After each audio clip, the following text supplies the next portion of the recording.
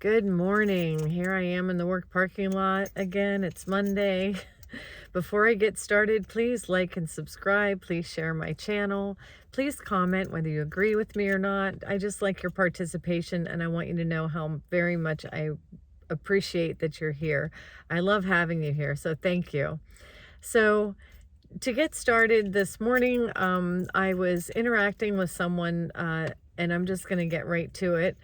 Somebody had asked a question online on social media about fasting, and everybody was giving their opinions on fasting. Everybody was giving their experiences with fasting, and I participated in that. And I told a little bit about my story of how I got to the point I am now, which started with a fast. And I don't think I ever mentioned the fast back in my other videos. I know I mentioned manifesting, and I mentioned the all, and I said that I got this job and everything is just coming together, but I didn't mention how that came about. What happened was I was living, while staying with my son. I wasn't really living there. I wasn't staying there permanently. He was getting moved in from college, and I was just staying there temporarily. But their kitchen was filled with their stuff, and I had my little things in their kitchen. I didn't have a whole lot. I didn't keep a whole lot there. I had a room, and I had some stuff, with me. But I started to get really busy, and I ran out of food basically. I think I had a little bit left in a jar of peanut butter or something, and all my meats and my, the vegetables, I wasn't, like I said, I wasn't keeping that much there, but I made myself like a stew in the crock pot, ate all that. I didn't have any ice cream left. Nothing was really left in the house that was mine. And I was too busy to go out shopping and get something.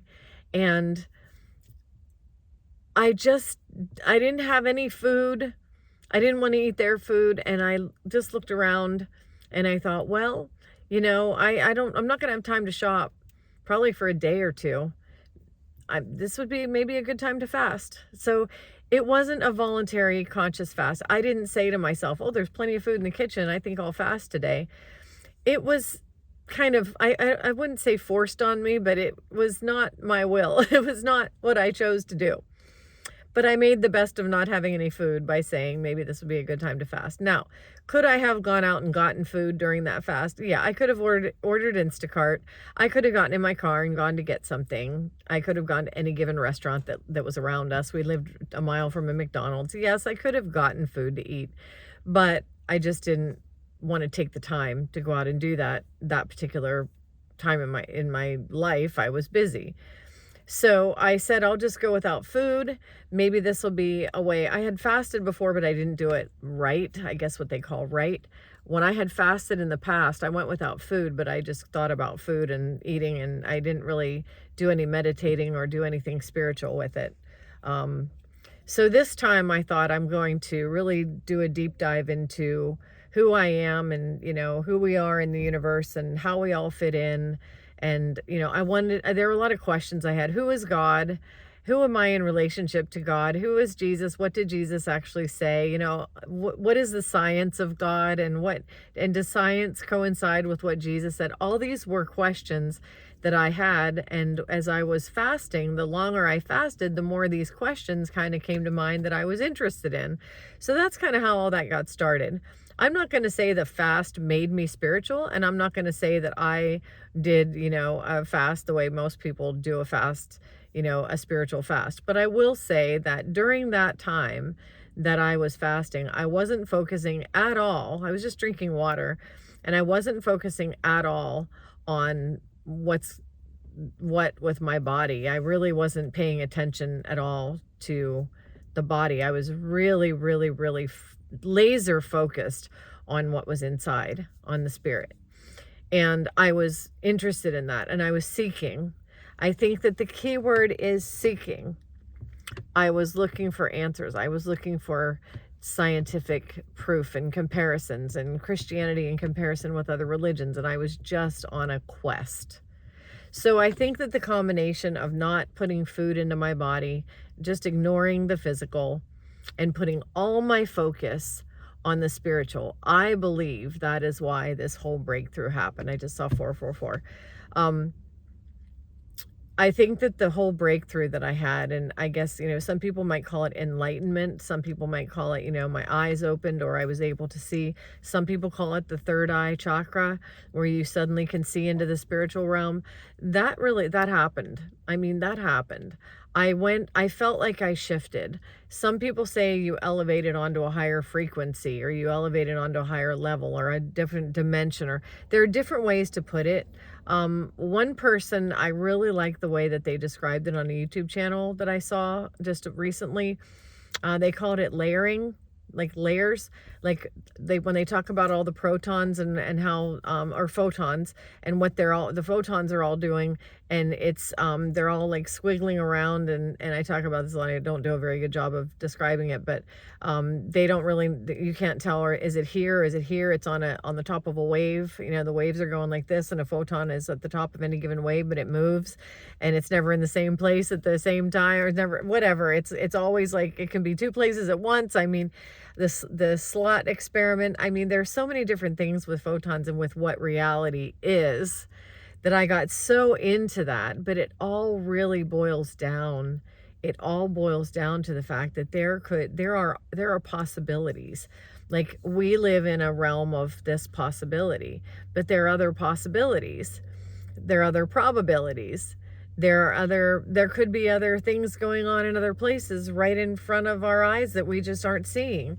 And so, what people call it frequencies, people call it dimensions, people call it energy, people call it a lot of things. And when they say 3D, they talk about it three-dimensional, but it's really not a dimensional. Like a square box, is a dimension, and a flat line is a dimension, 2D and 3D and 4D and 5D and all this other stuff. And they say 5D would look like a kaleidoscope of a bunch of random boxes all in strangely arranged, but that's not the kind of dimension they're talking about. What they're talking about is the layers of possibilities of what photons could be doing. And light and wave, and matter are in motion. And so when people talk about getting on a different level or being on a different frequency, frequencies do have a lot to do with it. If you listen to Sir Roger Penrose, he's brilliant. And he talks, also Jordan Peterson. There was an interview with Sir Roger Penrose and Jordan Peterson that was really, really, there was another guy with dark hair and glasses. I don't know who that guy was. I wish I go back and look, but we watched it the other day. Excellent interview, just so many questions asked, and such intelligent minds. Sir Roger Penrose is a physicist who just has a gifted mind, and he has a mathematical mind. The interview is interesting because Jordan Peterson wanted to talk about more spiritual things as they relate to mathematics, and then the other guy that was there wanted to talk about more metaphysical. Actually, Jordan Peterson wanted to talk about metaphysical things, and the other guy seemed to want to talk about more spiritual things. But Sir Roger Penrose is very mathematical, so his mind is like, no, that's different, so he wasn't really equating spirituality to mathematics. However, he was able to equate spirituality to science, because he's a physicist and he knows all about protons. He knows about wave and matter. He knows what creates what we see. And so when they were asking him to relate that to consciousness and to, the spiritual aspects, he was kind of talking about the brain and wave, and it's just all so interesting. But those are the things that I had never thought of before. But you don't have to dig deep into science to have an enlightening experience. You don't have to dig deep in science to go from what they call the 3D to the 5D, which is basically just entering another layer. You can enter another layer by simply knowing who you are. And that's what I got out of that fast more than anything. I was able to suddenly grasp who I am. And when you answer the question, who am I? Who am I? Who really am I? What am I here for? What can I do? What capabilities do I have? Who am I connected to? Who am I and who are we? And what are we? And you start to realize that I am the I am, and you are the I am, and we all are the I am, and everything's connected. Everything is connected, and everything is connected in love and light. And that's what it all comes down to. You don't have to go into all the scientific stuff. I'll just tell you. What it all comes down to is that we are all connected. And when I say we, you and I are connected. Every human being is connected. The animals, everything we see, it's all created with the same thing.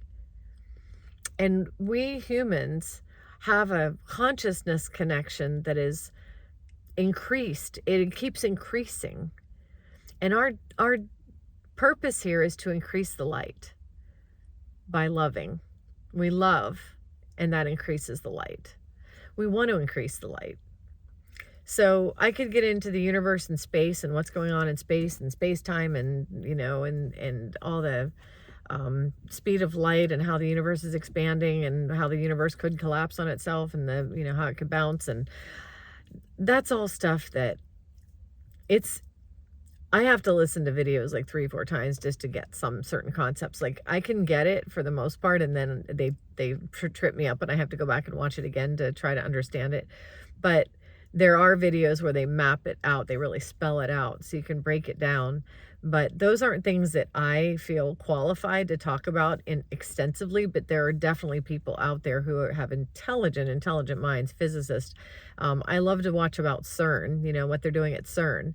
And so those are all things that are very interesting to me. But what it comes down to is that science supports, and I'm not going to call it religion, because religion is there to control and divide. Religious concepts, when you take the Bible or any good philosophical or spiritual book and you box it in with religion, that's there to control and create fear and divide. So I don't talk about religion. I talk about spirituality, which is what Jesus came. He came to free us from religion and help us learn and understand that we are spiritual beings. And that spirituality, we're all connected as one in light, in love, and in wave. And our consciousness is connected. And we have abilities that we don't even use, that we don't know that we have. And those abilities are things that we can discover, because when Jesus did those, we call them miracles. Those aren't hard to do. Miracles aren't just something that randomly happen to certain people. Miracles are things that we have the ability to do every day on a dime, like not even think about it. It's just like I'm breathing and I'm going to get out of my car, lock my car, walk into the office. I have the ability just as much to heal myself or someone else as I do to get out of my car and walk in the office. It's that simple for us. We just need to know who we are, and we need to know what to do to make it that simple for us. And what we do is we love one another. We love one another, and we live in our divine love. We live in our divine joy. We live in the divine being that we are. We live that, and we know that this world is our playground, and this world is our experiment, and this world is a place where we get to learn and grow and to expand and to demonstrate love. We get to plow through evil things and bad things and all the things that come at us like asteroids. We get to just plow through those and continue to love. We get to not let those affect us. We get to not let problems throw us off of our love train. And that's what this world is. It's a place where we get to grow in love and light. So once we know that, once we know who we are and how powerful we are and what we have and how connected we are, and that we're here to expand the love and light, once we know that, then we can start walking in it.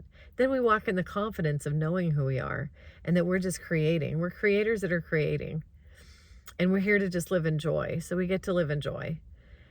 And that is the enlightenment. That is what happened. And I'm sorry that in my previous videos I failed to mention that a fast was involved in that, because I do think that's very important.